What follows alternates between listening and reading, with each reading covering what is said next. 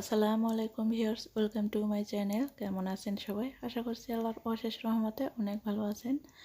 আজকে আমি আপনাদের সাথে শেয়ার করব মাত্র একটা ডিম আর সুজি দিয়ে দারুণ একটি নাস্তার রেসিপি। খেতে কিন্তু অনেক ভালো লাগে। বিকেলের নাস্তায় চায়ের সঙ্গে এটি পরিবেশন করতে পারেন। খেতে কিন্তু দুর্দান্ত লাগে। তো আশা রাখছি আজকের এই নাস্তার রেসিপি আপনাদের কাছে ভালো লাগবে। তো দেখা শুরুতে একটা লাইক দিয়ে দেখা শুরু করবেন। আর নাস্তাটি বানানোর জন্য এখানে একটা বাটিতে আমি প্রথমে নিয়ে নিচ্ছি একটা ডিম, তারপর দিয়ে দিচ্ছি এখানে হাফ কাপ পরিমাণ চিনিটা কমিয়ে বাড়িয়ে নিতে পারবেন। দিচ্ছি 1 চিমটি পরিমাণ লবণ। এখন একটা হ্যান্ড উইক্স অথবা কাঁটা চামচ দিয়ে ডিম আর চিনিটাকে এভাবে ফেটে নিতে হবে, তাহলে চিনিটাও গলে যাবে আর ডিমের কালারটাও খুব সুন্দরভাবে চেঞ্জ হয়ে আসবে। তো যতক্ষণ না পর্যন্ত চিনিটা গলে যায় ততক্ষণ পর্যন্ত আমি এই কাঁটা চামচ দিয়ে এভাবে ফেটিয়ে নিচ্ছি ডিমটাকে। তো দেখুন ডিমটা কিন্তু কালারটা চেঞ্জ হয়ে গেছে আর ফেটানো কিন্তু হয়ে গেছে, চিনিটাও গলে গেছে সুন্দর করে।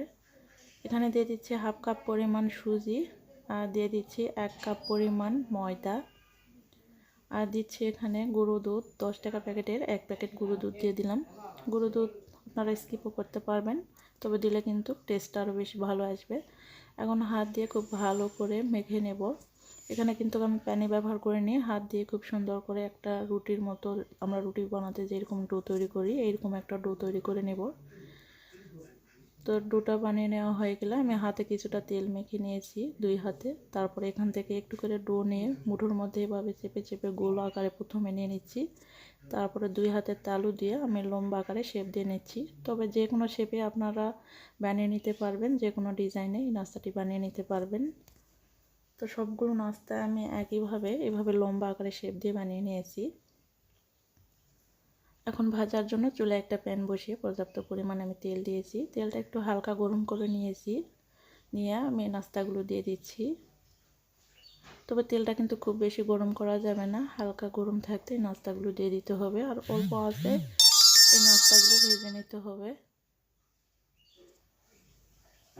সবগুলো নাস্তা আমি দিয়ে দিয়েছি একবারে।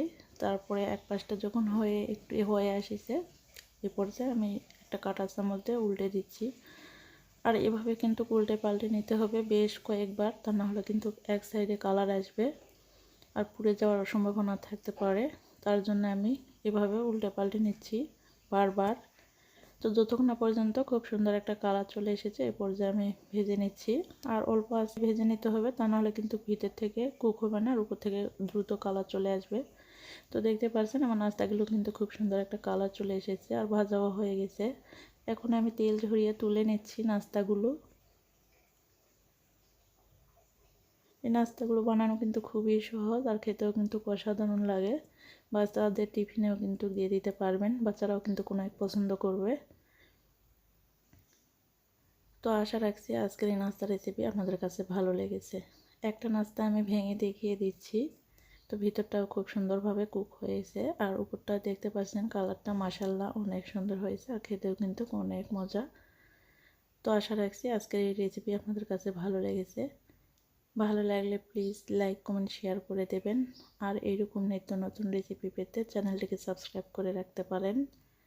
আজকে এখানে বিদায় নিচ্ছি। সুস্থ থাকবেন, ভালো থাকবেন।